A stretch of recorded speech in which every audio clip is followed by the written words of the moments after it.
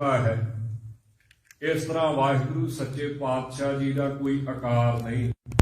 ਜਿਵੇਂ ਗੁਰਬਾਣੀ ਵਿੱਚ ਵੀ ਮਹਾਰਾਜ ਕਹਿੰਦੇ ਨੇ, ਬੋਲੇ ਗੋਰਖ ਸਤ ਸਰੂਪ ਪਰਮ ਤੰਤ ਮੈਂ ਹਰੇਕ ਨਾ ਰੂਪ। ਤਾਂ ਐਸਾ ਵਾਹਿਗੁਰੂ ਪਰਮੇਸ਼ਰ ਹੈ ਜਿਹੜਾ ਰੂਪ ਆਕਾਰਾਂ ਤੋਂ ਰਹਿਤ ਹੈ, ਜਾਂ ਰੂਪ ਦਾ ਅਰਥ ਹੁੰਦਾ ਹੈ ਰੰਗ ਰੂਪ ਵੀ।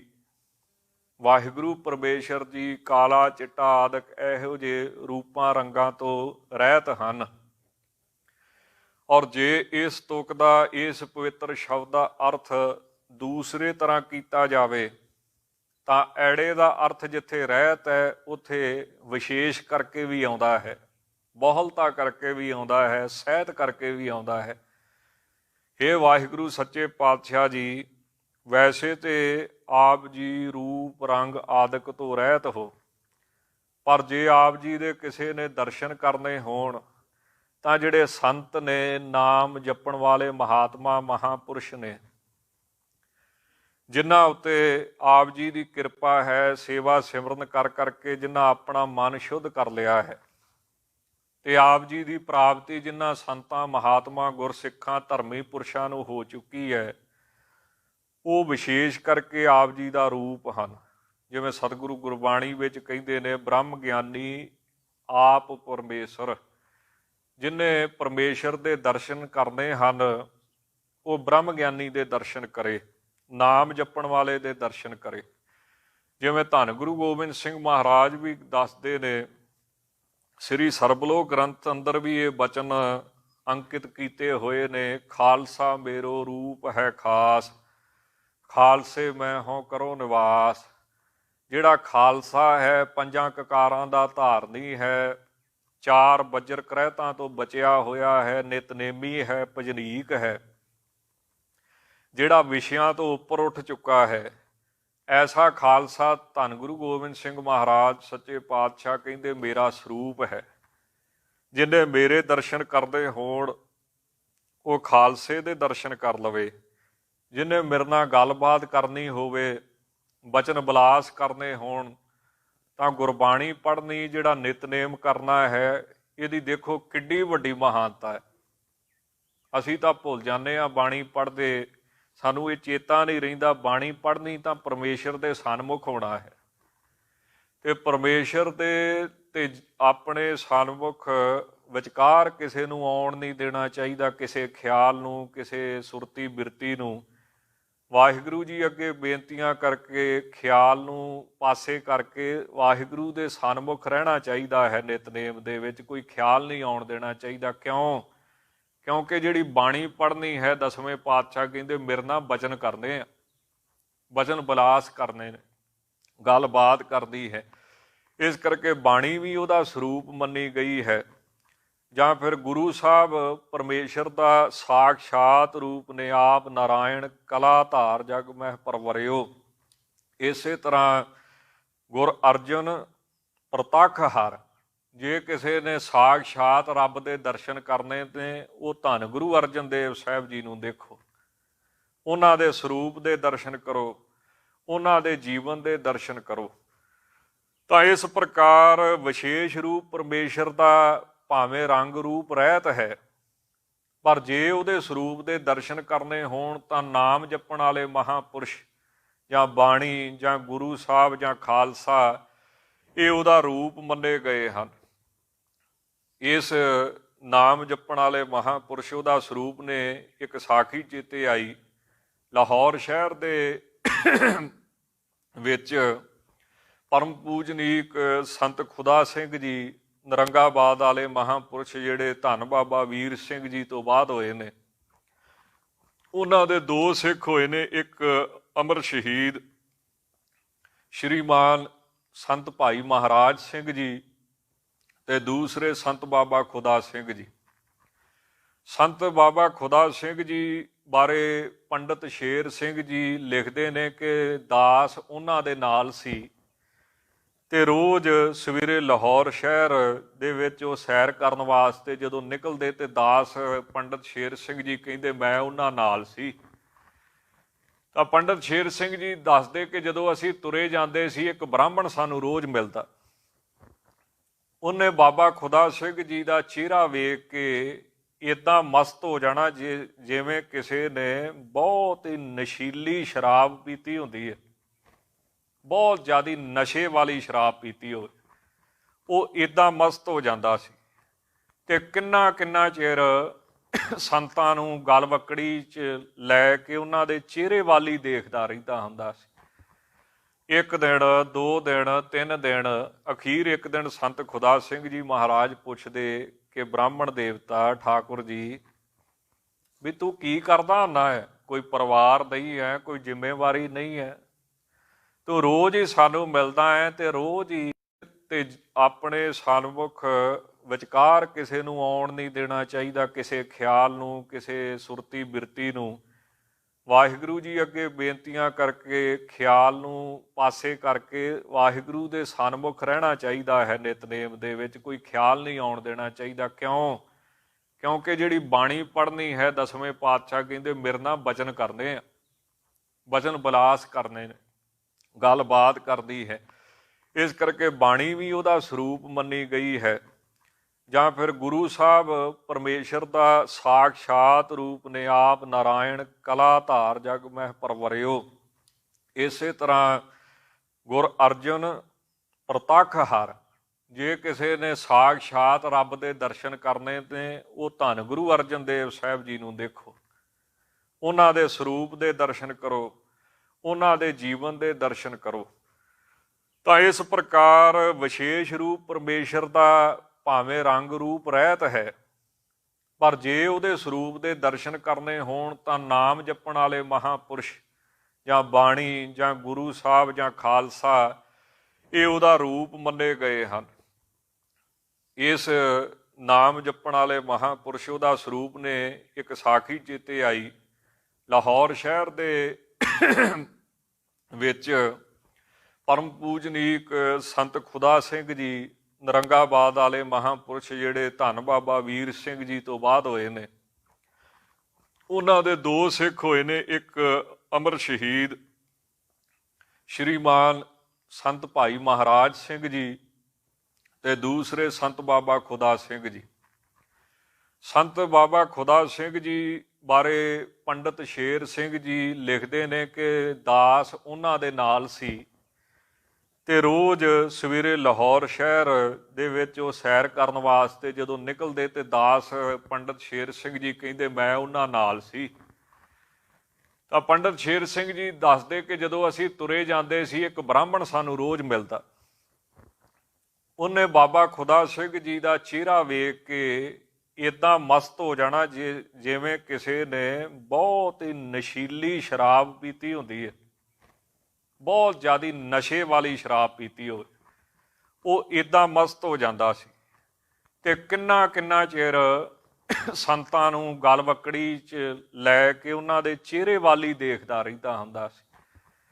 ਇੱਕ ਦਿਨ, 2 ਦਿਨ, 3 ਦਿਨ, ਅਖੀਰ ਇੱਕ ਦਿਨ ਸੰਤ ਖੁਦਾ ਸਿੰਘ ਜੀ ਮਹਾਰਾਜ ਪੁੱਛਦੇ ਕਿ ਬ੍ਰਾਹਮਣ ਦੇਵਤਾ ਠਾਕੁਰ ਜੀ, ਵੀ ਤੂੰ ਕੀ ਕਰਦਾ ਹੁੰਦਾ ਹੈ? ਕੋਈ ਪਰਿਵਾਰ ਨਹੀਂ ਹੈ, ਕੋਈ ਜ਼ਿੰਮੇਵਾਰੀ ਨਹੀਂ ਹੈ, ਤੂੰ ਰੋਜ਼ ਹੀ ਸਾਨੂੰ ਮਿਲਦਾ ਹੈ ਤੇ ਰੋਜ਼ ਹੀ ਇਦਾਂ ਮਸਤ ਰਹਿਣਾ ਵਾ ਜਿੱਦਾਂ ਤੂੰ ਬਹੁਤ ਹੀ ਨਸ਼ੇ ਵਾਲੀ ਸ਼ਰਾਬ ਪੀਤੀ ਹੋਵੇ।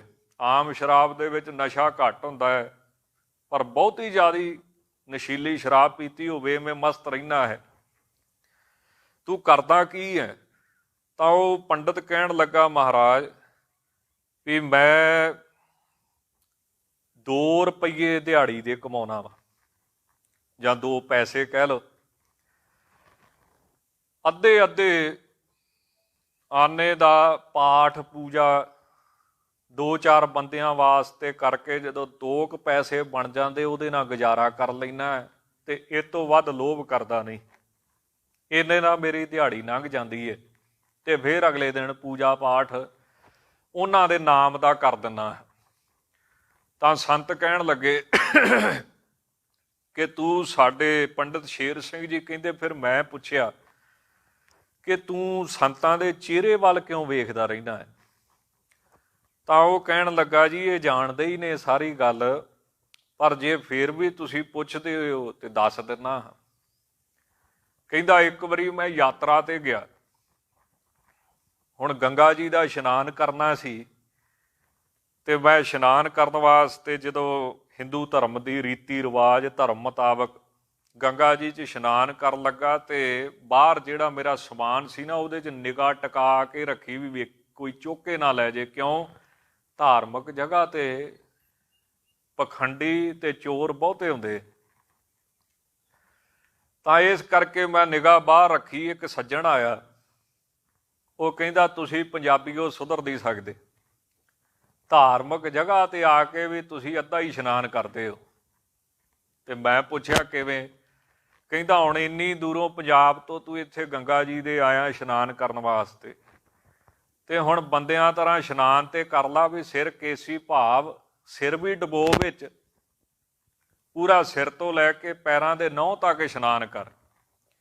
ਕਹਿੰਦਾ ਜਦੋਂ ਮੈਂ ਡੁਬਕੀ ਮਾਰੀ ਤੇ ਮੇਰੀ ਗਠੜੀ ਦੇ ਵਿੱਚੋਂ ਜਿਹੜੇ ਪੈਸਿਆਂ ਦੀ ਵਾਂਸਲੀ ਸੀ, ਝੋਲੀ ਸੀ, ਉਹ ਲੈ ਕੇ ਖਿਸਕ ਗਿਆ। ਮੈਂ ਬਾਹਰ ਨਿਕਲ ਗਿਆ। ਹੁਣ ਨਾ ਮੇਰੀ ਕੋਈ ਜਾਣ ਪਛਾਣ, ਕਿਹਨੂੰ ਕੋਸਾਂ, ਕਿਹਦੀ ਮਦਦ ਲਵਾਂ, ਕਿਹਨੂੰ ਚੋਰ ਕਵਾਂ, ਉਹ ਤੇ ਖਿਸਕ ਗਿਆ। ਪਰ ਮੈਨੂੰ ਬੜਾ ਧੱਪ ਚੜ੍ਹਿਆ, ਗੁੱਸਾ ਚੜ੍ਹਿਆ। ਫਿਰ ਮੇਰੇ ਮਨ 'ਚ ਇੱਕ ਖਿਆਲ ਆਇਆ ਕਿ ਮਨਾ ਸਭ ਨੂੰ ਪ੍ਰੇਰਨਾ ਦੇਣ ਵਾਲਾ ਤੇ ਈਸ਼ਵਰ ਹੀ ਆ। ਜੇ ਉੱਚੀ ਦ੍ਰਿਸ਼ਟੀ ਨਾਲ ਦੇਖੀਏ ਤਾਂ ਨਮਸਤੰ ਕਿਰਤਾਰੰਗ, ਜਿਹਦੇ ਕਰੀ ਹੱਥਾਂ ਦੇ ਵਿੱਚ ਸਾਰਿਆਂ ਦੀ ਤਾਰ ਫੜੀ ਹੋਈ ਹੈ, ਉਹ ਜਿਵੇਂ ਚਲਾਉਂਦਾ ਉਵੇਂ ਚੱਲਣਾ ਪੈਂਦਾ ਹੈ। ਇਸ ਕਰਕੇ ਮੇਰਾ ਚੋਰ ਕੋਈ ਬੰਦਾ ਨਹੀਂ ਆ, ਮੇਰਾ ਚੋਰ ਈਸ਼ਵਰ ਹੀ ਆ। ਕਿਉਂ? ਈਸ਼ਵਰ ਨੇ ਉਸ ਬੰਦੇ ਨੂੰ ਪ੍ਰੇਰਨਾ ਦਿੱਤੀ ਵੀ ਚੋਰੀ ਕਰ। ਹੁਣ ਇਹ ਗੱਲ ਬੜੀ ਵੱਡੀ ਆ। ਸਾਨੂੰ ਤੇ ਬੰਦੇ ਦੇਖਦੇ ਇਸ ਕਰਕੇ ਈਰਖਾ ਦਵੈਸ਼ 'ਚ ਪਏ ਰਹਿੰਦੇ ਆ, ਈਰਖਾ ਕਰਦੇ ਆ ਵੀ ਇਹ ਅੱਗੇ ਵੱਧ ਗਿਆ। ਇਹ ਤੇ ਦੇਖਦੇ ਨਹੀਂ ਵੀ ਇਹਨੇ ਚੰਗੇ ਕਰਮ ਕੀਤੇ ਹੋਣਗੇ, ਇਹਨੂੰ ਰੱਬ ਨੇ ਅੱਗੇ ਵਧਾਤਾ। ਤਾਂ ਉਹ ਇਹਨੂੰ ਬ੍ਰਹਮ ਦ੍ਰਿਸ਼ਟੀ ਵੀ ਕਹਿ ਦਿੰਦੇ ਆ, ਵੀ ਹਰ ਜਗ੍ਹਾ ਵਾਹਿਗੁਰੂ ਨੂੰ ਦੇਖਣਾ।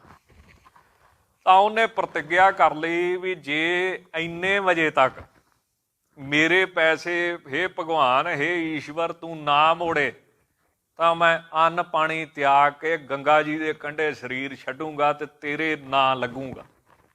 ਕਿਉਂਕਿ ਮੇਰਾ ਚੋਰ ਬੰਦਾ ਨਹੀਂ ਆ, ਮੇਰਾ ਚੋਰ ਈਸ਼ਵਰੀ। ਐਸੀ ਭਾਵਨਾ ਦ੍ਰਿੜ ਕਰ ਲਈ। ਹੁਣ ਵਾਹਿਗੁਰੂ ਪਰਮੇਸ਼ਰ ਵੀ ਦੇਖਦਾ ਵੀ ਸੱਚਾ ਕਿ ਝੂਠਾ। ਹੁਣ ਪਰਖ ਤੇ ਹੁੰਦੀ ਹੈ।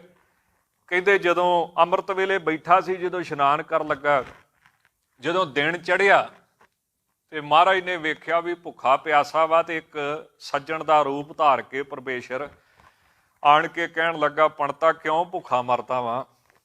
ਆ ਚੱਲ ਤੇਰੀ ਕੋਈ ਸੇਵਾ ਕਰੀਏ, ਜਲ ਪਾਣੀ ਛਕਾਈਏ, ਚੰਗਾ ਬੰਦਾ ਜਾਪਦਾ ਤੂੰ। ਤਾਂ ਇਹ ਕਹਿਣ ਲੱਗਾ ਵੀ ਜਿੰਨਾ ਚਿਰ ਮੇਰੀ ਪੈਸਿਆਂ ਵਾਲੀ ਝੋਲੀ ਨਹੀਂ ਮਿਲਦੀ ਮੈਂ ਇੱਥੋਂ ਹਿੱਲਣਾ ਨਹੀਂ। ਭਾਵੇਂ ਕਿ ਗਰਮੀ ਦੇ ਦਿਨ ਸੀ, ਪਰ ਅਜੇ ਹੋਈ ਸਵੇਰ ਹੀ ਸੀ, ਥੋੜ੍ਹੀ ਜਿਹੀ ਗਰਮੀ ਘੱਟ ਸੀ। 2-3 ਘੰਟੇ ਬਤੀਤ ਹੋਏ। ਫਿਰ ਸੰਖੇਪ ਦੇ ਵਿੱਚ ਬੇਨਤੀ ਕਰਾਂ, ਉਹ ਸੱਜਣ ਫਿਰ ਮੁੜ ਕੇ ਆਇਆ। ਕਹਿੰਦਾ ਆਤਮ ਹੱਤਿਆ ਕਰਨੀ ਬਹੁਤ ਵੱਡਾ ਪਾਪ ਹੈ, ਇਹ ਸਰੀਰ ਦੁਬਾਰਾ ਨਹੀਂ ਮਿਲਦਾ, ਹੱਠ ਕਰਕੇ ਮਰਦਾ ਪਿਆ ਵਾਂ, ਇੱਕ ਪੈਸਿਆਂ ਪਿੱਛੇ ਰੋਈ ਜਾਂਦਾ ਵਾਂ।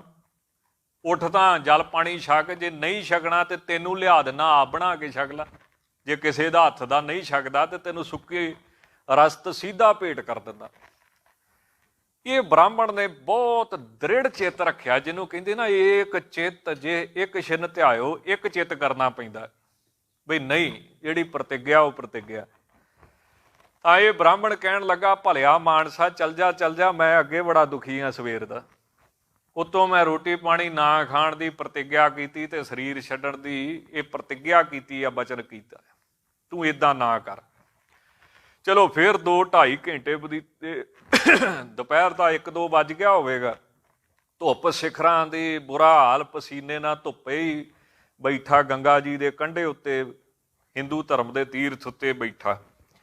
ਤਾਂ ਫਿਰ ਉਹ ਸੱਜਣ ਆਇਆ, ਉਹ ਕਹਿੰਦਾ ਭਾਈ ਏਦਾਂ ਨਾ ਕਰ, ਇਹ ਮਾਇਆ ਕਿਸੇ ਦਾ ਸਾਥ ਨਹੀਂ ਦਿੰਦੀ। ਇਹ ਮਾਇਆ ਹਰੇਕ ਨੂੰ ਹੀ ਛੱਡਣੀ ਪੈਂਦੀ ਆ, ਕਿਸੇ ਦੀ ਇੱਦਾਂ ਚਲੇ ਜਾਂਦੀ ਆ, ਕਿਸੇ ਦੀ ਚੋਰੀ ਹੋ ਜਾਂਦੀ ਹੈ, ਕਿਸੇ ਦਾ ਨੁਕਸਾਨ ਹੋ ਜਾਂਦਾ ਹੈ, ਅਖੀਰ ਛੱਡਣੀ ਇਹ ਸਾਰਿਆਂ ਨੂੰ ਪੈਂਦੀ ਹੈ। ਤੇ ਤੂੰ ਮਾਇਆ ਪਿੱਛੇ ਆਪਦਾ ਸਰੀਰ ਖਤਮ ਕਰਨ ਲੱਗਾ।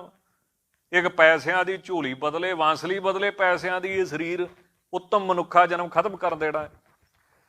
ਪਰ ਉਹ ਪੰਡਤ ਕਹਿੰਦਾ ਵੀ ਤੂੰ ਚਲੇ ਜਾ, ਮੈਨੂੰ ਵਾਰੀ-ਵਾਰੀ ਆਣ ਕੇ ਸਤਾ ਨਾ ਤੇ ਮੇਰੇ ਬਚਨ ਨੂੰ ਤੋੜਨਾ। ਮੈਨੂੰ ਇਦਾਂ ਜਾਪਦਾ ਵੀ ਜਾਂ ਤੇ ਤੂੰ ਨਾਰਦ ਮੁਨੀ ਆ ਜਾਂ ਇੰਦਰ ਦੇਵਤਾ ਜਿਹੜਾ ਮੇਰੇ ਤਪ 'ਚ ਭੰਗ ਪਾਉਣਾ ਆਣ ਕੇ, ਵੀ ਕਹਿੰਦਾ ਉੱਠ ਜਾ ਉੱਠ ਜਾ ਉੱਠ ਜਾ, ਬਹਾਨੇ ਬਣਾਉਣਾ ਆਣ ਕੇ। ਚਲੋ ਜਦੋਂ ਤਕਾਲਾਂ ਪਈਆਂ ਤੇ ਉਹ ਪੰਡਤ ਜੀ ਦੱਸਦੇ, ਪੰਡਤ ਸ਼ੇਰ ਸਿੰਘ ਜੀ ਤੇ ਸੰਤ ਖੁਦਾ ਸਿੰਘ ਜੀ ਨੂੰ, ਕਹਿੰਦੇ ਸੱਚੀ ਮੇਰੀ ਤੇ ਜਾਨ ਨਿਕਲਣ ਵਾਲੀ ਹੋ ਗਈ, ਕਿਉਂ ਖੀਰ ਖਾਰ ਖਾਂਦੇ ਸੀ ਪੰਜਾਬ ਦੇ ਵਿੱਚ, ਸਰਾਧਾਂ ਤੇ ਚੰਗਾ ਢਿੱਡ ਵਧਾਇਆ ਸੀ, ਪਰ ਹੁਣ ਕਦੀ ਭੁੱਖ ਤੇ ਕੱਟੀ ਨਹੀਂ ਸੀ। ਲੋਕਾਂ ਨੂੰ ਕਿਹਾ ਸੀ ਵੀ ਵਰਤ ਰੱਖੋ, ਤਾਂ ਹੋਇਆ ਕੀ ਫਿਰ? ਤਾਂ ਕਹਿੰਦੇ ਸ਼ਾਮ ਨੂੰ ਉਹੀ ਸੱਜਣ ਆਣ ਕੇ ਕਹਿੰਦਾ ਜੇ ਮੈਂ ਤੇਰੀ ਪੈਸਿਆਂ ਦੀ ਝੋਲੀ ਵਾਪਸ ਤੈਨੂੰ ਦਵਾ ਦੇਵਾਂ ਤਾਂ ਲਾਲਚ ਨਾ ਕਰੇਗਾ, ਹੋਰ ਕੁਛ ਤਾਂ ਨਾ ਮੰਗੇਗਾ? ਤਾਂ ਇਹ ਬ੍ਰਾਹਮਣ ਕਹਿੰਦਾ ਨਹੀਂ ਜੀ, ਮੇਰੀ ਤੇ ਇਹੀ ਪ੍ਰਤਿਗਿਆ ਵੀ ਪੈਸਿਆਂ ਦੀ ਝੋਲੀ ਮੈਨੂੰ ਵਾਪਸ ਭੇਜ। ਤਾਂ ਉਹ ਕਹਿੰਦਾ ਚੱਲ ਤੁਰ ਫਿਰ। ਇੱਕ ਬੰਨੇ ਲੈ ਗਿਆ ਸ਼ਹਿਰ ਤੋਂ, ਉੱਥੇ ਇੱਕ ਟੁੱਟਾ ਜਿਹਾ ਪੁਰਾਣਾ ਜਿਹਾ ਡਿੱਗਣ ਜੇ ਵਾਲਾ ਘਰ ਸੀ ਚੋਰਾਂ ਦਾ। ਉਹ ਉਸ ਸਮੇਂ ਘਰ 'ਚ ਨਹੀਂ ਕੋਈ ਵੀ। ਉੱਥੇ ਉਹਨੂੰ ਉਹ ਸੱਜਣ ਨੇ ਇਸ਼ਾਰਾ ਕੀਤਾ ਵੀ ਉਹ ਵੇਖ ਲਾ ਤੇਰੀ ਝੋਲੀ ਪਈ ਆ ਨੁੱਕਰ 'ਚ, ਤੇ ਚੁੱਕ ਲਾ ਇਹਨੂੰ। ਇਹ ਪੰਡਤ ਕਹਿੰਦਾ ਜੀ ਮੈਂ ਚੁੱਕ ਲਈ, ਤੇ ਜਦੋਂ ਗਿਣੀ ਤੇ ਪੈਸੇ ਮੇਰੇ, ਉਹੀ ਝੋਲੀ ਮੇਰੀ ਸੀ, ਤਾਂ ਮੇਰੇ ਕਰਮ ਜਾਗੇ, ਮੇਰੇ ਭਾਗ ਜਾਗੇ ਮਨਾ। ਇਹ ਬੰਦਾ ਤੇ ਸਵੇਰ ਦਾ ਗੇੜੇ ਮਾਰਦਾ ਪਿਆ, ਤਾਂ ਮੈਂ ਉਹਨੂੰ ਘੁੱਟ ਕੇ ਗਲ ਵਕੜੀ 'ਚ ਪਾ ਲਿਆ ਵੀ ਤੂੰ ਭਗਵਾਨ ਆ, ਤੂੰ ਪਰਮੇਸ਼ਰ ਆ, ਤੇ ਹੁਣ ਤੂੰ ਚੱਲਿਆ ਕਿੱਥੇ ਆ, ਮੈਨੂੰ ਦਰਸ਼ਨ ਦੇ ਕੇ ਜਾ, ਜੇ ਹੁਣ ਇੱਥੋਂ ਤੱਕ ਆ ਗਿਆ ਹੈ। ਤਾਂ ਉਹ ਸੱਜਣ ਕਹਿਣ ਲੱਗਾ ਮੈਂ ਤੈਨੂੰ ਪਹਿਲਾਂ ਆਖਿਆ ਸੀ ਲੋਭ ਤਾਂ ਨਾ ਕਰੇਗਾ, ਹੋਰ ਕੁਛ ਤਾਂ ਨਾ ਮੰਗੇਗਾ, ਲਾਲਚ ਨਾ ਕਰੇਗਾ। ਤਾਂ ਕਹਿੰਦੇ ਜਦੋਂ ਉਹਨੇ ਆਪਣੇ ਪ੍ਰਤੱਖ ਸਰੂਪ ਦੇ ਵਿੱਚ ਆਪਣਾ ਅਸਲੀ ਸਰੂਪ ਪ੍ਰਗਟ ਕੀਤਾ, ਤਾਂ ਮੈਂ ਉਹ ਝਲਕਾਰਾ ਝੱਲ ਨਹੀਂ ਸਕਿਆ ਪਰਮੇਸ਼ਰ ਦਾ। ਮੈਂ ਬੇਹੋਸ਼ ਹੋ ਕੇ ਡਿੱਗ ਪਿਆ, ਮੈਨੂੰ ਨਹੀਂ ਸੁਰਤ ਰਹੀ।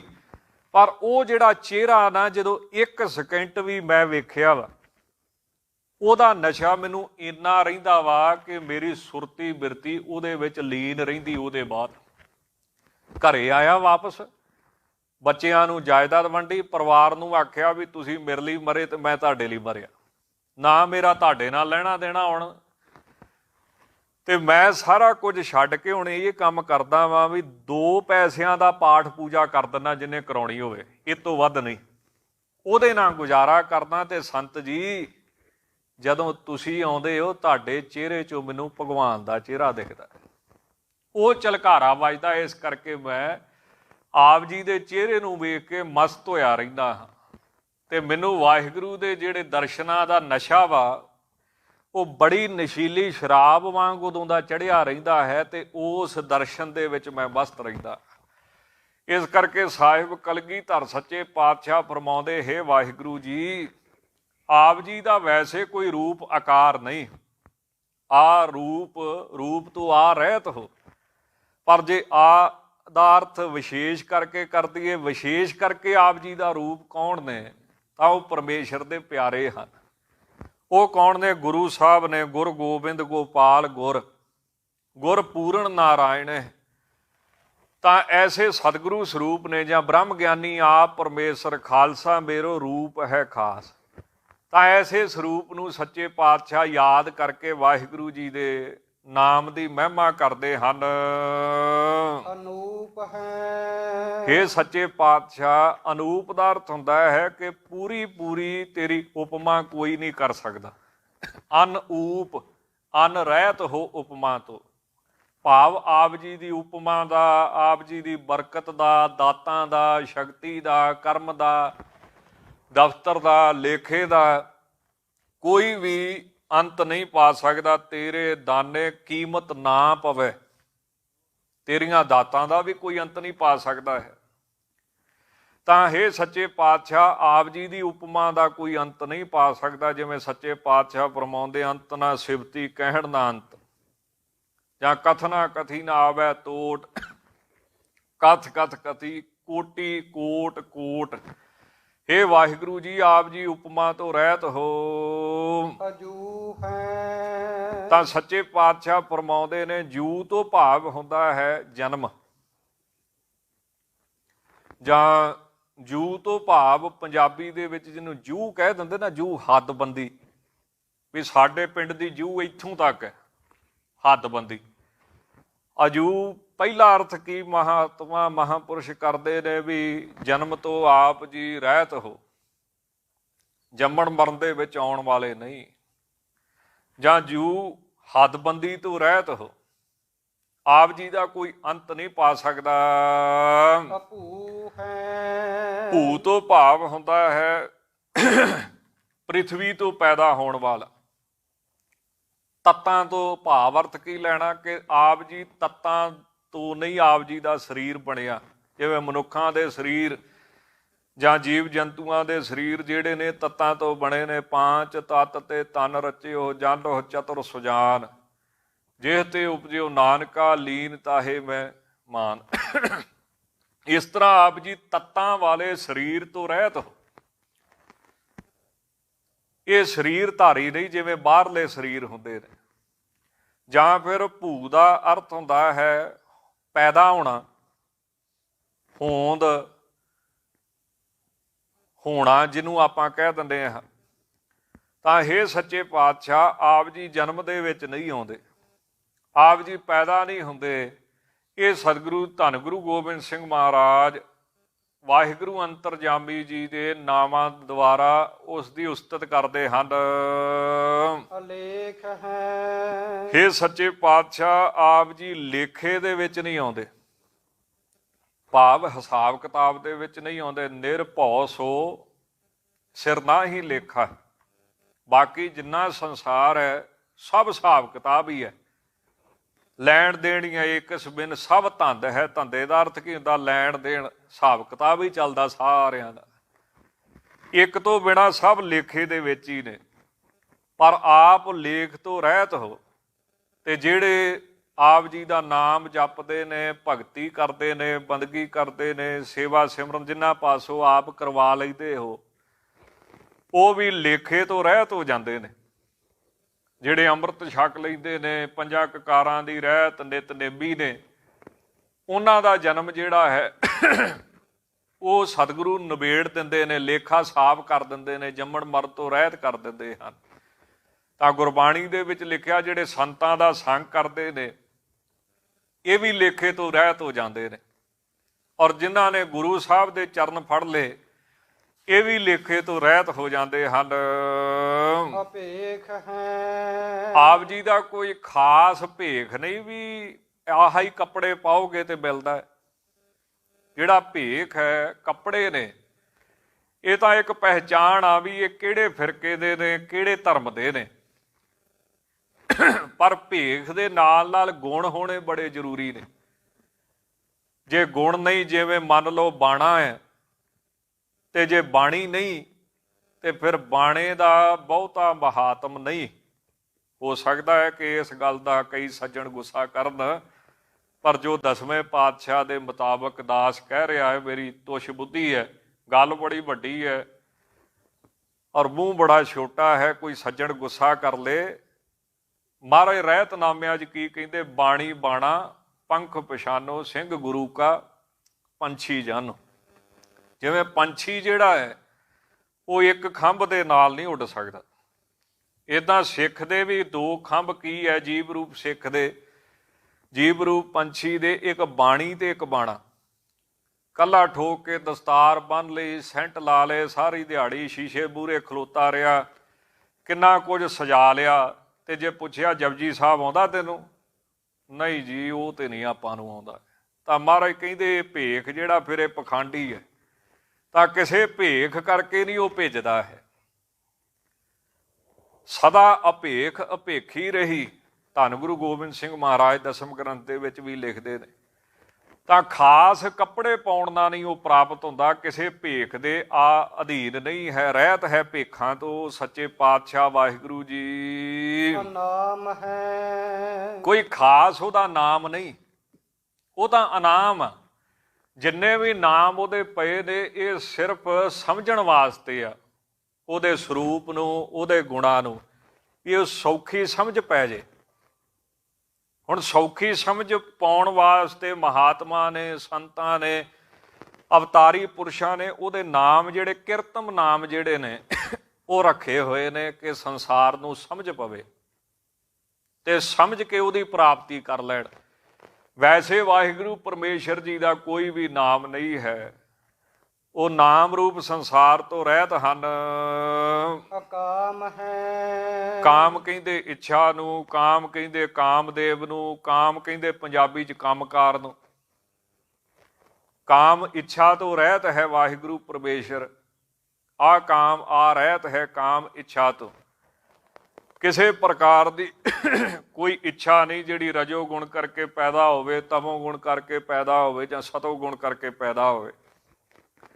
ਜਾਂ ਕਾਮਦੇਵ ਜਿਹਦੀ ਤਾਕਤ ਬਹੁਤ ਜ਼ਿਆਦਾ ਮੰਨੀ ਗਈ ਹੈ, ਜਿਵੇਂ ਭਰਥਰੀ ਜੀ ਕਹਿੰਦੇ ਵੀ ਕਾਮ ਇੰਨਾ ਦੁਖੀ ਕਰਦਾ ਬੰਦੇ ਨੂੰ।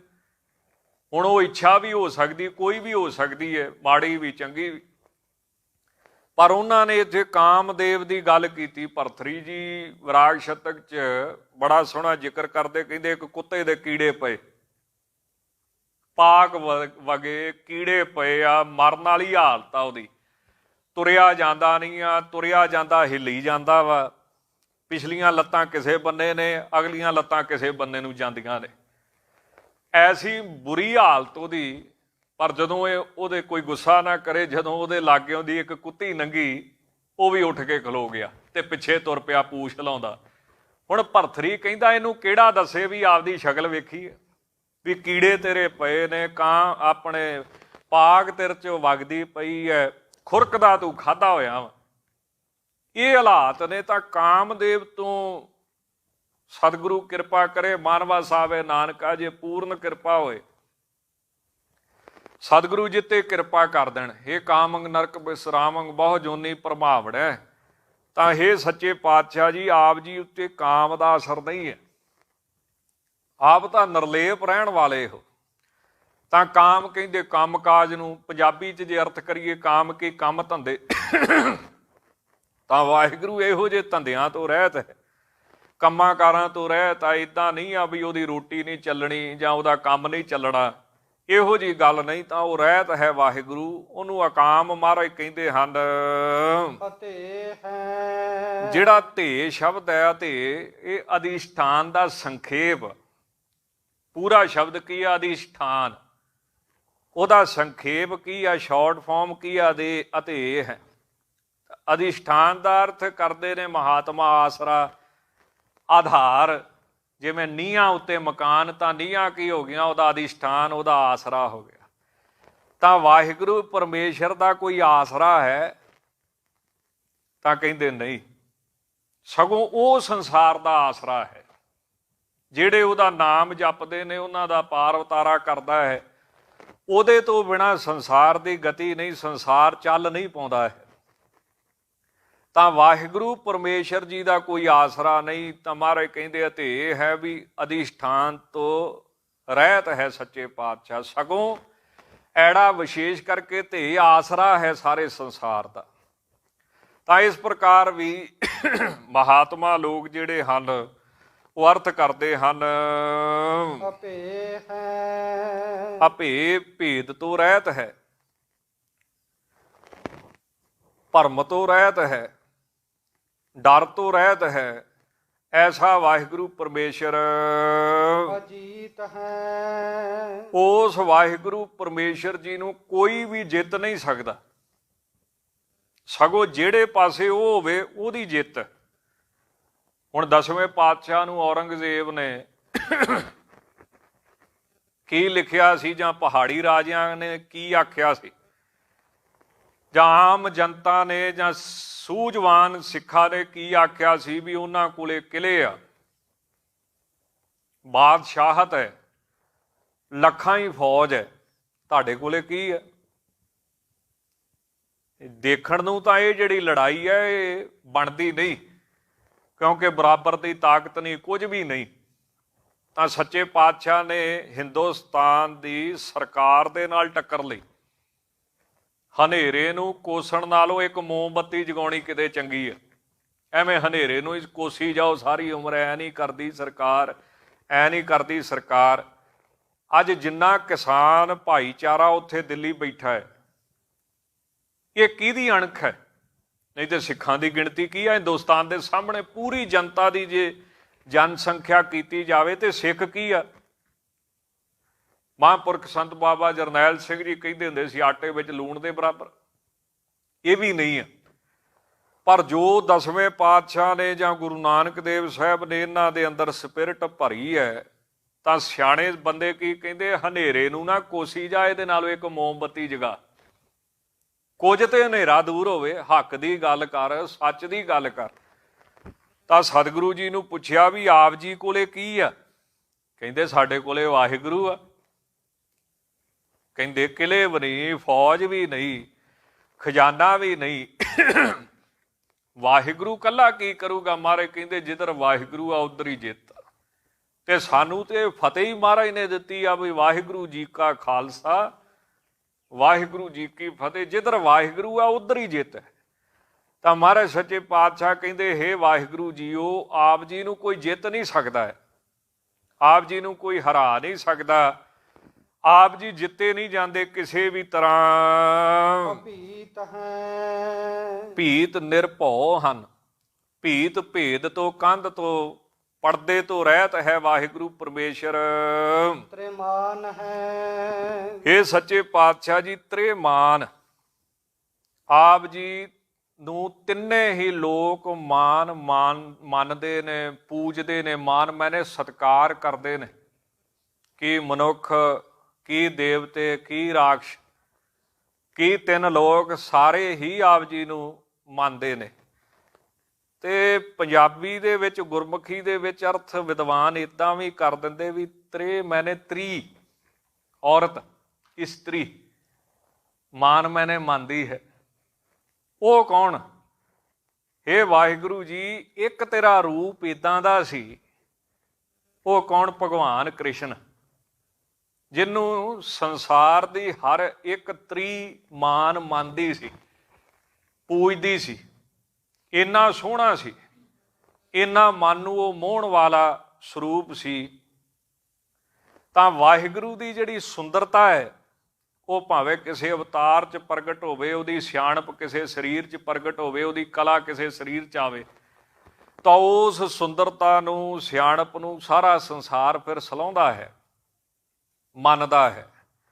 ਹੁਣ ਧੰਨ ਗੁਰੂ ਨਾਨਕ ਦੇਵ ਸਾਹਿਬ ਨੇ ਅੱਜ ਤੋਂ 551 ਸਾਲ ਪਹਿਲਾਂ ਇਹ ਗੱਲ ਕਹੀ ਸੀ ਕਿ ਕੱਲ ਆਈ ਕੁੱਤੇ ਮੋਹੀ। ਭਾਈ ਸਾਹਿਬ ਲਿਖਦੇ ਨੇ, ਖਾਜ ਹੁਆ ਮੁਰਦਾਰ ਗੁਸਾਈ, ਰਾਜੇ ਪਾਪ ਕਮਾਵਦੇ ਉਲਟੀ ਵਾੜ ਖੇਤ ਕੋ ਖਾਈ। ਅੱਜ ਤੋਂ 551 ਸਾਲ ਪਹਿਲਾਂ ਦੀ ਇਹ ਗੱਲ ਹੈ ਕਿ ਰਾਜੇ ਜਿਹੜੇ ਨੇ ਉਹ ਪਾਪੀ ਹੋ ਚੁੱਕੇ ਨੇ। ਕਿ ਉਹ ਸਿਆਣਪੁਣ ਕਿੰਨੀ ਕੁ ਗੁਰੂ ਨਾਨਕ ਦੇਵ ਸਾਹਿਬ 'ਚ ਸਿਆਣਪ ਸੀ? ਅੱਜ ਵੀ ਉਹ ਗੱਲ ਲਾਗੂ ਹੋ ਰਹੀ ਕਿ ਨਹੀਂ? ਉਲਟੀ ਵਾੜ ਖੇਤ ਕੋ ਖਾਈ ਵਾਲੀ ਗੱਲ ਹੋਈ ਕਿ ਨਹੀਂ? ਅੱਜ ਵੀ ਉਹਨਾਂ ਦਾ ਬਚਨ ਸਤ ਹੈ। ਤੇ ਸਿੱਖਾਂ ਨੂੰ ਤੇ ਸਿਖਾਇਆ ਹੀ ਇਹ ਜਾਂਦਾ, ਗੁਰਸਿੱਖਾਂ ਨੂੰ, ਕਿ ਸਤਿਗੁਰ ਕੀ ਬਾਣੀ ਸਤ ਸਤ ਕਰ।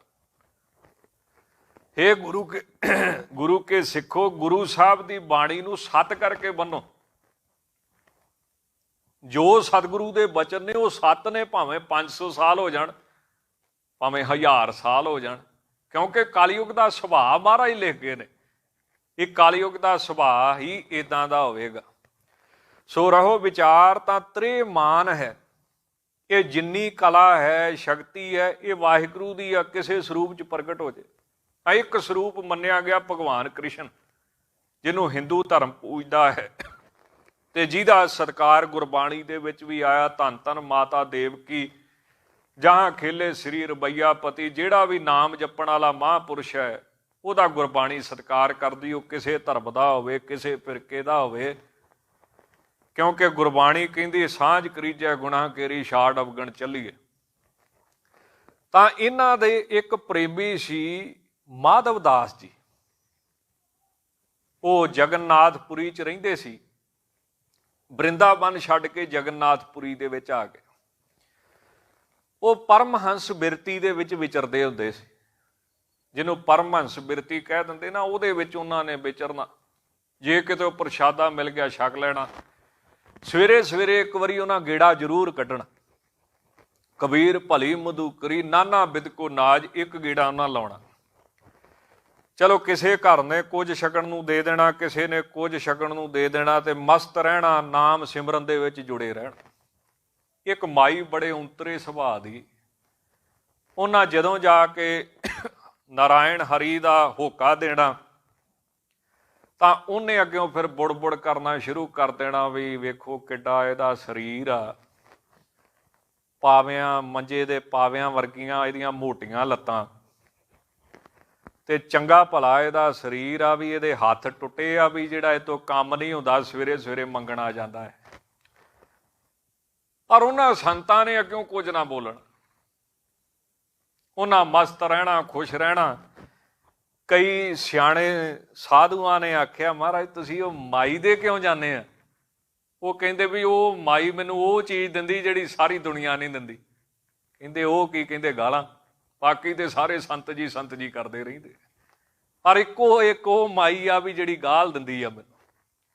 ਕਿੱਡੇ ਕਿੱਡੇ ਮਹਾਤਮਾ ਹੋਏ ਹੋਣਗੇ ਸਿੱਖ ਧਰਮ ਦੇ ਵਿੱਚ। ਅੱਜ ਕੱਲ੍ਹ ਤੇ ਹੋੜ ਲੱਗੀ ਆ ਨਾ ਸੰਤਾਂ ਦੀ, ਬ੍ਰਹਮ ਗਿਆਨੀਆਂ ਦੀ, ਸ਼੍ਰੀਮਾਨ 108 ਦੀ, ਤੇ ਮਰਨ ਤੋਂ ਬਾਅਦ ਤੇ ਸਾਰੇ ਬ੍ਰਹਮ ਗਿਆਨੀ ਬਣਾ ਦਿੰਦੇ। ਪਰ ਕੁਝ ਸੰਤ ਇੱਦਾਂ ਦੇ ਵੀ ਹੋਏ ਸਿੱਖ ਧਰਮ ਦੇ ਵਿੱਚ, ਜਿਵੇਂ ਸੰਤ ਬਾਬਾ ਸ਼ਾਮ ਸਿੰਘ ਜੀ, ਜਿਨ੍ਹਾਂ ਨੇ 72 ਸਾਲ ਗੁਰਬਾਣੀ ਦਾ ਨਿਸ਼ਕਾਮ ਕੀਰਤਨ ਸੱਚਖੰਡ ਸ੍ਰੀ ਹਰਿਮੰਦਰ ਸਾਹਿਬ ਕੀਤਾ। ਉਹਨਾਂ ਨੇ ਇੱਕ ਵਾਰੀ ਸ੍ਰੀ ਅਕਾਲ ਤਖਤ ਸਾਹਿਬ ਤੇ ਅਖੰਡ ਪਾਠ ਸਾਹਿਬ ਕਰਾਇਆ। ਕਈ ਕਹਿ ਦਿੰਦੇ ਨਾ ਜੀ ਤੁਸੀਂ ਅਖੰਡ ਪਾਠ ਹੁਣ ਚਲਾ ਲਿਆ, ਇਹ ਬਾਬਾ ਸ਼ਾਮ ਸਿੰਘ ਜੀ ਦੇ ਵੇਲੇ ਦੀ ਗੱਲ ਹੈ। ਉਹਨਾਂ ਨੇ ਅਖੰਡ ਪਾਠ ਸਾਹਿਬ ਸ੍ਰੀ ਅਕਾਲ ਤਖਤ ਸਾਹਿਬ ਤੇ ਕਰਵਾਇਆ।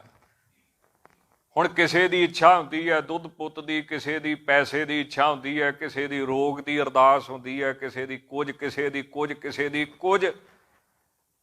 ਤੇ ਜਦੋਂ ਉਹਨਾਂ ਦੀ ਅਰਦਾਸ ਲਿਖਣੀ ਸੀ, ਕਹਿੰਦੇ ਜੀ ਅਰਦਾਸ ਕੀ ਕਰਨੀ ਆ?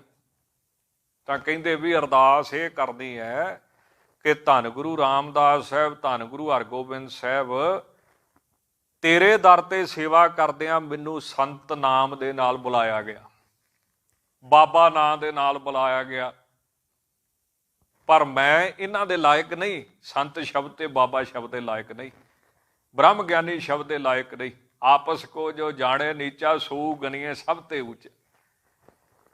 ਤੇ ਮੇਰੀ ਅਰਦਾਸ ਇਹ ਕਰੋ ਵੀ ਮੈਨੂੰ ਅੱਜ ਤੋਂ ਬਾਅਦ ਇਹਨਾਂ ਨਾਵਾਂ ਨਾਲ ਕੋਈ ਬੁਲਾਵੇ ਨਾ। ਮੈਨੂੰ ਗੁਰੂ ਰਾਮਦਾਸ ਸਾਹਿਬ ਦਾ ਦਾਸ ਕਹੋ, ਗੁਲਾਮ ਕਹੋ, ਕੂਕਰ ਕਹੋ, ਪਰ ਇਹ ਸ਼ਬਦਾਂ ਨਾਲ ਨਾ ਬੁਲਾਇਆ ਜਾਵੇ। ਦੁਨੀਆ 'ਚ ਇੱਕ ਅਖੰਡ ਪਾਠ ਇੱਦਾਂ ਦਾ ਹੋਇਆ ਜਿਹ 'ਚ ਆਖਿਆ ਗਿਆ ਕਿ ਕਬੀਰ ਕੂਕਰ ਰਾਮ ਕੋ ਮੁਤੀਆ ਮੇਰੋ ਨਾਮ। ਜਿਵੇਂ ਕਬੀਰ ਸਾਹਿਬ, ਜਾਂ ਕਬੀਰ ਸਾਹਿਬ ਨੇ ਇਹ ਗੱਲ ਕਹੀ ਹੈ ਵੀ ਕਬੀਰ ਸਾਹਿਬ ਕਹਿੰਦੇ ਵੀ ਹੁਣ ਇਹ ਕਿੱਡੀ ਵੱਡੀ ਗੱਲ ਹੈ। ਸ਼੍ਰੀਮਾਨ ਭਗਤ ਕਬੀਰ ਸਾਹਿਬ, ਬ੍ਰਹਮ ਗਿਆਨੀ ਕਬੀਰ ਸਾਹਿਬ ਰੱਬ ਦਾ ਰੂਪ, ਪਰ ਕਹਿੰਦੇ ਮੈਂ ਤੇ ਰਾਮ ਦਾ ਕੁੱਤਾ ਹਾਂ ਤੇ ਮੋਤੀ ਮੇਰਾ ਨਾਂ ਹੈ। ਇਹ ਗੱਲ ਦੇ ਵਿੱਚ ਉਹਦੀ ਹੁਕਮ ਰੂਪੀ ਰੱਸੀ ਹੈ, ਜਿੱਧਰ ਨੂੰ ਉਹ ਪ੍ਰੇਰਨਾ ਦਿੰਦਾ ਉਧਰ ਨੂੰ ਤੁਰੇ ਜਾਂਦੇ, ਜਿਵੇਂ ਉਹ ਕਰਾਉਂਦਾ ਕਰਦੇ। ਤਾਂ ਇਹ ਜਿਹੜਾ ਸੰਤ ਮਾਧਵ ਦਾਸ ਸੀ, ਇਹ ਪੂਰਨ ਸੰਤ ਸੀ। ਇਹ ਪੂਰੇ ਸੰਤਾਂ ਦੀ ਨਿਸ਼ਾਨੀ ਆ ਕਿ ਉਹ ਆਪਣੇ ਆਪ ਨੂੰ ਕੋਈ ਵੱਡਾ ਬਣਾ ਕੇ ਰਾਜੀ ਨਹੀਂ ਹੁੰਦੇ, ਜਿਹੜੇ ਪੂਰੇ ਸੰਤ ਹੁੰਦੇ। ਤਾਂ ਹੋਇਆ ਕਿ ਸੰਤ ਮਾਧਵ ਦਾਸ ਕਹਿੰਦੇ ਇਹ ਤਾਂ ਮੈਨੂੰ ਉਹ ਚੀਜ਼ ਦਿੰਦੀ ਜਿਹੜੀ ਕੋਈ ਵੀ ਨਹੀਂ ਦਿੰਦੀ। ਕੋਈ ਖੀਰ ਦਿੰਦਾ, ਕੋਈ ਰੋਟੀ ਦਿੰਦਾ, ਕੋਈ ਸਾਗ ਦਿੰਦਾ, ਕੋਈ ਦੁੱਧ ਦਿੰਦਾ, ਇਹ ਮੈਨੂੰ ਗਾਲ ਦਿੰਦੀ ਹੈ। ਇਹਦੇ ਜਾਣਾ ਮੈਂ ਕਿਉਂ ਛੱਡਾਂ? ਇੱਕ ਦਿਨ ਦੀ ਗੱਲ ਹੈ, ਸੰਤ ਮਾਧਵ ਦਾਸ ਜੀ ਫੇਰ ਜਾ ਕੇ ਉਹਦੇ ਘਰ ਦੇ ਮੂਹਰੇ ਜਾਣ ਕੇ ਕਿਹਾ, ਨਾਰਾਇਣ ਹਰੀ। ਉਹ ਕਿਤੇ ਪੋਚਾ ਲਾਉਂਦੀ ਸੀ, ਤੇ ਜਗਨਨਾਥਪੁਰੀ ਦੀ ਭਾਸ਼ਾ 'ਚ ਨਾ ਪੋਚਾ ਆਪਣੇ ਪੰਜਾਬੀ 'ਚ ਕਹਿੰਦੇ, ਉੱਥੇ ਕਹਿੰਦੇ ਪੋਤਾ ਤੱਤੇ ਦੇ ਨਾਲ। ਉਹ ਪੋਚਾ ਲਾਉਂਦੀ ਸੀ, ਸੜੀ ਬਲੀ। ਗੱਲ ਕੀ ਹੋਈ ਵੀ ਉਹਦੇ ਮੁੰਡੇ ਦਾ ਵਿਆਹ ਹੋ ਗਿਆ, ਪਰ ਉਹਦੇ ਪੋਤਰਾ ਨਾ ਹੋਇਆ।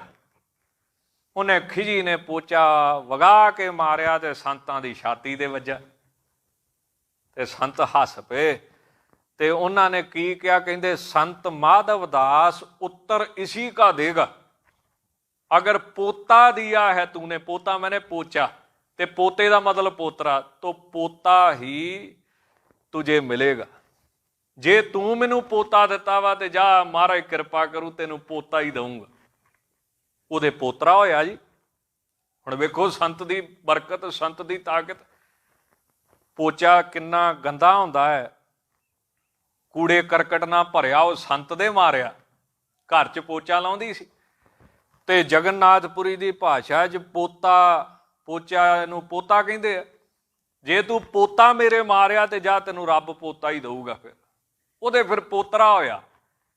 ਤੇ ਉਹ ਫਿਰ ਜਦੋਂ ਉਹਨੇ ਬਹਿਣਾ ਆਪਦੀਆਂ ਸਹੇਲੀਆਂ 'ਚ ਜਾਂ ਮਾਈਆਂ ਦੇ ਵਿੱਚ, ਸਿਆਣੀਆਂ ਮਾਈਆਂ 'ਚ ਬਹਿਣਾ, ਤਾਂ ਉਹਨੇ ਫਿਰ ਇੱਕ ਰੋਸ ਕਰਨਾ ਆਪਦੇ ਨਾਲ, ਦਿਲ ਨੂੰ ਥੋੜ੍ਹਾ ਜਿਹਾ ਦੁਖੀ ਵੀ ਕਰਨਾ ਵੀ ਮੇਰੇ ਤੋਂ ਗਲਤੀ ਹੋਈ।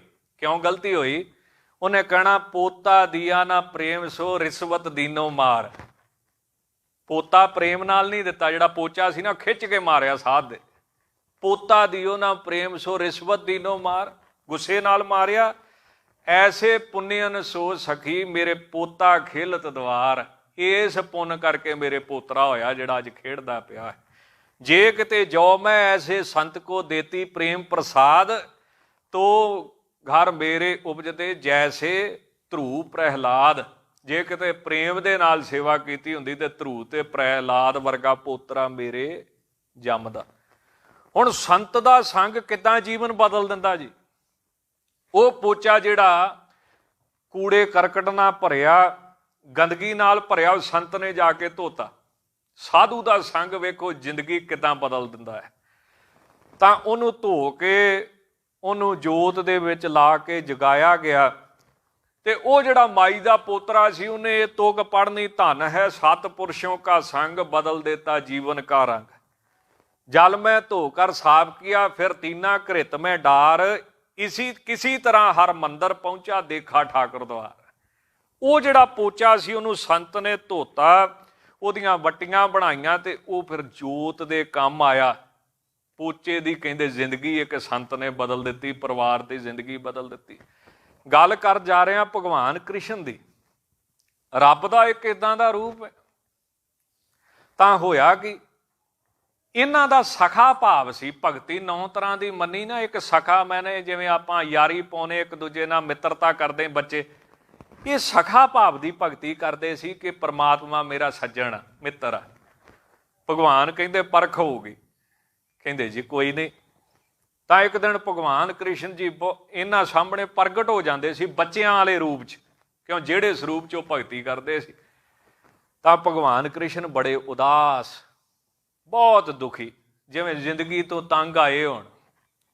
ਤੇ ਸੰਤ ਮਾਧਵ ਦਾਸ ਸੰਤ ਸੀ, ਭਗਤ ਸੀ। ਉਹਨੇ ਵੇਖਿਆ ਵੀ ਮੇਰਾ ਸੱਜਣ, ਮੇਰਾ ਭਗਵਾਨ, ਕਿਉਂ ਸਖਾ ਭਗਤੀ ਕਰਦੇ ਸੀ, ਸਖਾ ਭਾਵ ਰੱਖਦੇ ਸੀ।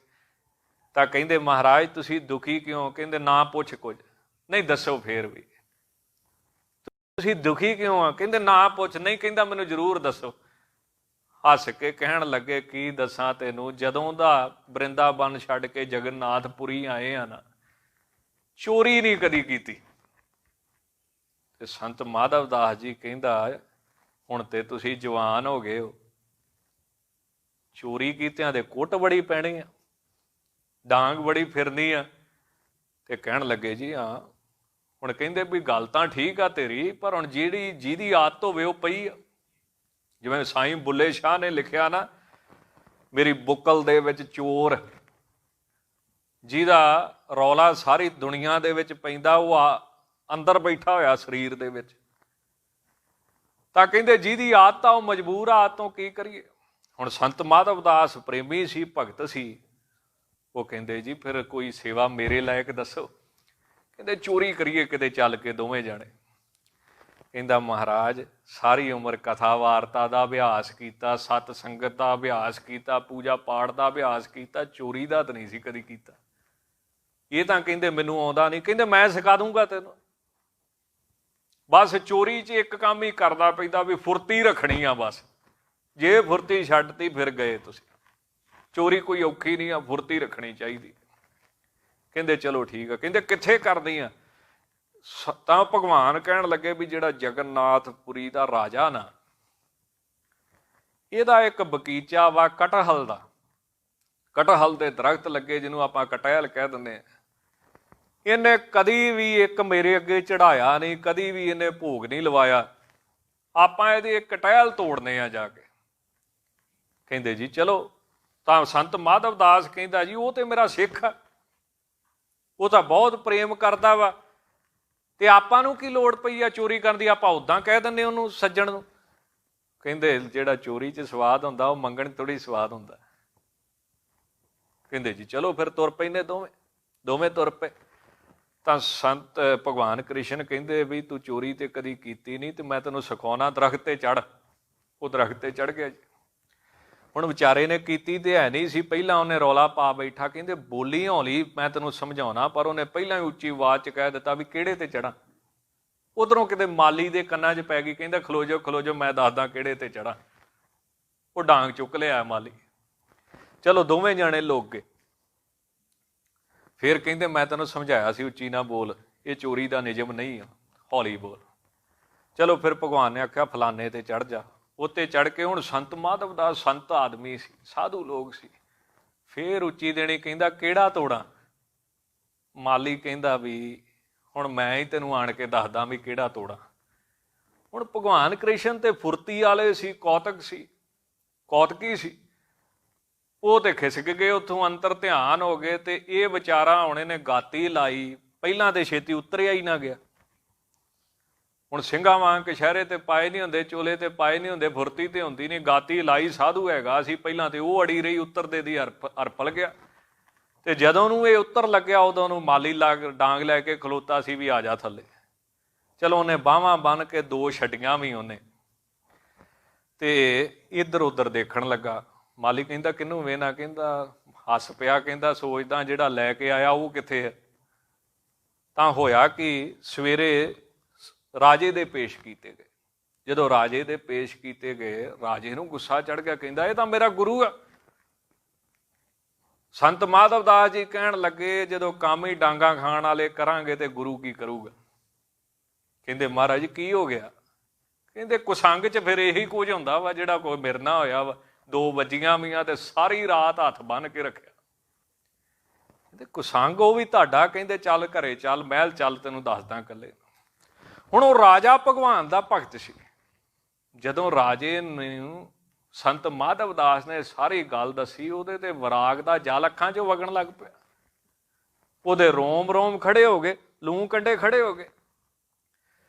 ਤਾਂ ਵਿਰਾਗ ਦੇ ਵਿੱਚ ਆ ਕੇ ਉਹ ਕਹਿੰਦਾ ਜੇ ਆਹ ਗੱਲ ਆ, ਤਾਂ ਕਹਿੰਦੇ ਹਾਂ ਗੱਲ ਆ। ਤਾਂ ਉਹਨੇ ਸਾਰਾ ਹੀ ਉਹ ਕਟਹਿਲ ਦਾ ਜਿਹੜਾ ਬਾਗ ਸੀ ਨਾ, ਬਗੀਚਾ, ਉਹ ਜਗਨਨਾਥਪੁਰੀ ਦੇ ਮੰਦਿਰ ਦੇ ਨਾਮ ਲਾਇਆ। ਅੱਜ ਵੀ ਕਿੰਨੇ 100 ਸਾਲ ਬਾਅਦ ਉਹਦੀ ਰਜਿਸਟਰੀ ਜਾ ਕੇ ਦੇਖ ਲਓ, ਮੰਦਿਰ ਦੇ ਨਾਂ ਲੱਗੀ ਹੋਈ, ਅੱਜ ਵੀ ਲੱਗੀ ਆ, ਭਾਵੇਂ ਚੈੱਕ ਕਰ ਲਓ ਰਿਕਾਰਡ ਜਾ ਕੇ, ਉਸ ਰਾਜੇ ਵੱਲੋਂ ਕਰਾਈ ਹੋਈ ਹੈ।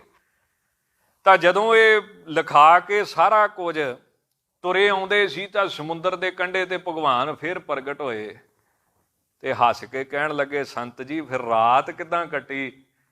ਕਹਿਣ ਲੱਗਾ ਮਹਾਰਾਜ ਹੁਣ ਤੁਹਾਨੂੰ ਕੀ ਦੱਸਾਂ ਵੀ ਕਿੱਦਾਂ ਕੱਟੀ। ਜੇ ਮਹਾਰਾਜ ਨਾ ਹੁੰਦੇ ਤੇ ਫਿਰ ਤੁਹਾਨੂੰ ਜ਼ਰੂਰ ਦੱਸਦਾ ਵੀ ਕਿੱਦਾਂ ਕੱਟੀ ਗਈ। ਤਾਂ ਭਗਵਾਨ ਪਰਮੇਸ਼ਰ ਵਾਹਿਗੁਰੂ ਦਾ ਇੱਕ ਰੂਪ ਇੱਦਾਂ ਦਾ ਵੀ ਹੈ ਜਿਹਦੀ ਲੀਲਾ ਜਿਹੜੇ ਕੌਤਕ ਨੇ ਇਸ ਤਰ੍ਹਾਂ ਦੇ। ਤੇ ਹੈਰਾਨੀ ਦੀ ਗੱਲ ਇਹ ਹੈ ਵੀ ਉਹਨੂੰ ਤ੍ਰੀਮਾਨ ਜਿੰਨੀਆਂ ਔਰਤਾਂ ਨੇ ਉਹ ਉਹਨੂੰ ਮੰਨਦੀਆਂ ਸੀ, ਪੂਜਦੀਆਂ ਸੀ। ਇਹ ਗੁਰਬਾਣੀ 'ਚ ਲਿਖਿਆ ਵਾ। ਕੀ ਲਿਖਿਆ? ਆਸ ਪਾਸ ਘਨ ਤੁਰਸੀ ਕਾ ਬਿਰਵਾ, ਮਾਝ ਬਨਾ ਰਸ ਗਾਉ ਰੇ, ਉਆ ਕਾ ਸਰੂਪ ਦੇਖ ਮੋਹੀ ਗਵਾਰਨ। ਜਿੰਨੀਆਂ ਗੋਪੀਆਂ ਸੀ 16,000 ਵਿਆਹ ਮੂੰਹ ਨਾ ਕਹਿਣੇ। ਮੰਨਣ ਚਾਹੁੰਦਾ ਵੀ ਇੱਕ ਬੰਦੇ ਦੇ 16,000 ਵਿਆਹ ਹੋਣ। ਤਾਂ ਉਹਦਾ ਦਾ ਸਰੂਪ ਦੇਖ ਕੇ ਹੀ ਮੋਹਤ ਹੋ ਜਾਂਦੀਆਂ ਸੀ। ਤਾਂ ਉਹਨੂੰ ਕਹਿੰਦੇ ਜਿਹਨੂੰ ਤ੍ਰੀ ਵੀ ਮੰਨਦੀ ਐਸੀ ਸੁੰਦਰਤਾ ਵਾਲਾ ਜਿਹੜਾ ਪਰਮੇਸ਼ਰ ਹੈ। ਤਾਂ ਮਹਾਰਾਜ ਕਹਿੰਦੇ ਉਹਦੀ ਕਲਾ ਨੂੰ ਵੀ ਮੈਂ ਨਮਸਕਾਰ ਕਰਦਾ ਹਾਂ, ਉਹਦਾ ਨਾਮ ਵੀ ਯਾਦ ਕਰਦਾ ਹਾਂ। ਨਿਧਾਨ ਹੈ। ਨਿਧਾਨ ਕਹਿੰਦੇ ਖਜ਼ਾਨਿਆਂ ਦਾ ਮਾਲਕ, ਸ਼ੁਭ ਗੁਣਾਂ ਦਾ ਮਾਲਕ, ਹਰ ਚੀਜ਼ ਦੀ ਉੱਥੇ ਭਰਪੂਰਤਾ ਹੈ, ਕਿਸੇ ਗੱਲ ਦਾ ਘਾਟਾ ਨਹੀਂ, ਕਿਸੇ ਗੱਲ ਦੀ ਘਾਟ ਨਹੀਂ ਉੱਥੇ ਪੈਂਦੀ। ਉਹ ਖਜ਼ਾਨਿਆਂ ਦਾ ਮਾਲਕ ਹੈ। ਨਿਤੀਆਂ ਦਾ ਮਾਲਕ ਹੈ, ਸਿੱਧੀਆਂ ਦਾ ਮਾਲਕ ਹੈ ਵਾਹਿਗੁਰੂ ਪਰਮੇਸ਼ਰ। ਤ੍ਰਿਵਰਗ ਹੈ। ਉਹਨੂੰ ਤਿੰਨੇ ਹੀ ਤ੍ਰਿਵਰਗ ਸਰੂਪ, ਉਹ ਪਰਮਾਤਮਾ ਹੀ ਸਿੱਖ ਵਾਸਤੇ ਭਗਵਾਨ ਵਿਸ਼ਨੂੰ ਸਰੂਪ ਹੈ, ਉਹ ਪਰਮਾਤਮਾ ਹੀ ਸਿੱਖ ਵਾਸਤੇ ਸ਼ਿਵ ਸਰੂਪ ਹੈ, ਉਹ ਪਰਮਾਤਮਾ ਹੀ ਸਿੱਖ ਵਾਸਤੇ ਬ੍ਰਹਮਾ ਸਰੂਪ ਹੈ, ਤ੍ਰਿਵਰਗ ਸਰੂਪ ਹੈ। ਜਿਵੇਂ ਬਾਣੀ ਕਹਿੰਦੀ ਗੁਰ ਈਸਰ ਗੁਰ ਗੋਰਖ ਬਰਮਾ ਗੁਰ ਪਾਰਬਤੀ ਮਾਈ, ਸਾਰਾ ਕੁਝ ਉਹਦੇ ਵਾਸਤੇ ਵਾਹਿਗੁਰੂ ਪਰਮੇਸ਼ਰ ਹੀ ਹੈ, ਗੁਰੂ ਹੀ ਉਹਦੇ ਵਾਸਤੇ ਹੈ। ਅਸਰਗ ਹੈ। ਅਸਰਗ ਕਹਿੰਦੇ, ਸਰਗ ਕਹਿੰਦੇ ਸੰਸਰਗ ਨੂੰ, ਜਾਂ ਸੰਸਰਗ ਕਹਿੰਦੇ ਜਨਮ ਨੂੰ। ਜਨਮ ਤੋਂ ਰਹਿਤ ਹੈ, ਨਿਰਲੇਪ ਹੈ, ਸੰਬੰਧ ਤੋਂ ਰਹਿਤ ਹੈ ਵਾਹਿਗੁਰੂ ਪਰਮੇਸ਼ਰ। ਨੀਲ ਹੈ। 10,000 ਅਰਬ ਦੀ ਗਿਣਤੀ ਨੂੰ ਇੱਕ ਨੀਲ ਮੰਨਿਆ ਜਾਂਦਾ ਹੈ, 100 ਨੀਲ ਨੂੰ ਇੱਕ ਪਦਮ ਮੰਨਿਆ ਜਾਂਦਾ ਹੈ। ਇੰਨੀ ਗਿਣਤੀ ਦਾ ਵੀ ਕੋਈ ਮਾਹਰ ਹੋਵੇ ਤਾਂ ਵੀ ਉਹਦਾ ਅੰਤ ਨਹੀਂ ਪਾ ਸਕਦਾ। ਗਿਣਤੀ ਤੋਂ, ਮਿਣਤੀ ਤੋਂ, ਲੇਖ ਤੋਂ, ਹਿਸਾਬ ਕਿਤਾਬ ਤੋਂ ਉਹ ਰਹਿਤ ਹੈ ਵਾਹਿਗੁਰੂ ਪਰਮੇਸ਼ਰ। ਅਨਾਦ ਹੈ। ਉਹਦਾ ਕੋਈ ਮੁੱਢ ਨਹੀਂ ਜਾਣ ਸਕਦਾ, ਕਦੋਂ ਕਦਾ ਹੈ। ਉਹ ਵਾਹਿਗੁਰੂ ਪਰਮੇਸ਼ਰ ਆਦ ਤੋਂ ਰਹਿਤ ਹੈ। ਆਜ਼ਾਦ ਹੈ। ਆਜ਼ਾਦ, ਉਹਨੂੰ ਕੋਈ ਗੁਲਾਮ ਨਹੀਂ ਰੱਖ ਸਕਦਾ। ਉਹ ਤਾਂ ਬੰਧਨ ਕੱਟਣ ਵਾਲਾ ਹੈ, ਮੁਕਤ ਕਰਨ ਵਾਲਾ ਹੈ। ਆਜ਼ਾਦ ਸਰੂਪ, ਆਜ਼ਾਦ ਬਿਰਤੀ ਦਾ ਮਾਲਕ ਹੈ। ਜਾਂ ਅੱਜ ਆਦ ਬ੍ਰਹਮਾ ਜੀ ਵਰਗੇ ਜਿਹੜੇ ਸਭ ਤੋਂ ਪੁਰਾਤਨ ਦੇਵਤੇ ਮੰਨੇ ਗਏ, ਉਹਨਾਂ ਦਾ ਵੀ ਆਦ, ਉਹ ਮੁੱਢ ਹੈ ਵਾਹਿਗੁਰੂ ਪਰਮੇਸ਼ਰ। ਜਨਮ ਹੈ। ਉਹ ਵਾਹਿਗੁਰੂ ਪਰਮੇਸ਼ਰ ਜੀ ਜਨਮ ਤੋਂ ਰਹਿਤ ਹਨ। ਅਬਰਨ ਹੈ। ਜਾਂ ਆਜ਼ਾਦ ਦਾ ਅਰਥ ਕਰਦੇ ਆ ਅੱਜ ਆਦ, ਹੁਣ ਵੀ ਹੈ, ਅਜੇ ਵੀ। ਆਦ ਜਿਹੜਾ ਸਰੂਪ ਸ਼ੁਰੂ ਤੋਂ ਸੀ, ਆਦ, ਅੱਜ ਹੁਣ ਵੀ ਉਹੋ ਹੀ ਸਰੂਪ ਹੈ। ਜੇ ਉਹ ਪਹਿਲਾਂ ਰੱਖਿਆ ਕਰਦਾ ਸੀ ਵਾਹਿਗੁਰੂ ਪਰਮੇਸ਼ਰ, ਤਾਂ ਉਹ ਹੁਣ ਵੀ ਰੱਖਿਆ ਕਰਦਾ ਹੈ। ਭਗਤਾਂ ਦੀ ਤੂੰ ਸਦਾ ਰੱਖਦਾ ਹਰ ਜੀਓ, ਧੁਰ ਤੂੰ ਰੱਖਦਾ ਆਇਆ। ਜੇ ਉਹ ਪਹਿਲਾਂ ਸਹਾਇਤਾ ਕਰਦਾ ਸੀ ਤੇ ਅੱਜ ਕਲਯੁਗ ਦੇ ਵਿੱਚ ਵੀ ਬਾਂਹ ਫੜਦਾ ਹੈ, ਹਰ ਜੁਗ ਜੁਗ ਭਗਤੋ ਪਾਇਆ, ਪੈਜ ਰੱਖਦਾ ਆਇਆ ਰਾਮ ਰਾਜੇ। ਤਾਂ ਮਹਾਂਪੁਰਸ਼ ਇੱਕ ਅਰਥ ਹੋਰ ਕਰ ਦਿੰਦੇ ਆ, ਅੱਜ ਆਦ ਮੈਨੇ, ਆਦ ਜਿਹੋ ਜਿਹਾ ਆਦ ਸ਼ੁਰੂ ਤੋਂ ਸੀ, ਉਹਦਾ ਸੁਭਾਅ, ਉਹਦੀ ਬਿਰਤੀ, ਉਹਦਾ ਗੁਣ ਹੁਣ ਕੋਈ ਬਦਲਿਆ ਨਹੀਂ ਆ। ਅੱਜ ਦੇ ਸਮੇਂ 'ਚ ਹੁਣ ਵੀ ਉਸੇ ਤਰ੍ਹਾਂ ਦਾ ਹੀ ਹੈ। ਉਵੇਂ ਹੀ ਬਰਕਤਾਂ ਦਿੰਦਾ ਹੈ, ਉਵੇਂ ਹੀ ਕਿਰਪਾ ਕਰਦਾ ਹੈ, ਉਵੇਂ ਹੀ ਉਹ ਵਾਹਿਗੁਰੂ ਪਰਮੇਸ਼ਰ ਆਪਣੇ ਸਿੱਖਾਂ ਦੀ, ਧਰਮੀ ਪੁਰਸ਼ਾਂ ਦੀ ਸਹਾਇਤਾ ਕਰਦਾ ਹੈ। ਹੋਈਆਂ ਭੁੱਲਾਂ ਚੁੱਕਾਂ ਦੀ ਖਿਮਾ ਜੀ। ਸਤਿਗੁਰੂ ਕਿਰਪਾ ਕਰਨ, ਲੇਖੈ ਕਤੇ ਨਾ ਛੂਟੀਐ, ਖਿਨ ਖਿਨ ਭੂਲਣ ਹਾਰ, ਬਖਸ਼ਣ ਹਾਰ ਬਖਸ਼ ਲੈ, ਨਾਨਕ ਪਾਰ ਉਤਾਰ। ਧੰਨ ਬਾਬਾ ਜਵਾਹਰ ਦਾਸ ਜੀ ਆਪਣੇ ਦਰ ਤੇ ਹਾਜ਼ਰੀ ਪ੍ਰਵਾਨ ਕਰਨ। ਆਓ ਕਥਾ ਵਿਚਾਰਤੀ ਇੱਥੇ ਹੀ ਸਮਾਪਤੀ ਕਰੀਏ ਜੀ। ਅਨੀਲ ਹੈ। ਅਨਾਦ ਹੈ। ਅਜੇ ਹੈ। ਆਜ਼ਾਦ ਹੈ। ਵਾਹਿਗੁਰੂ ਜੀ ਕਾ ਖਾਲਸਾ, ਵਾਹਿਗੁਰੂ ਜੀ ਕੀ ਫਤਿਹ।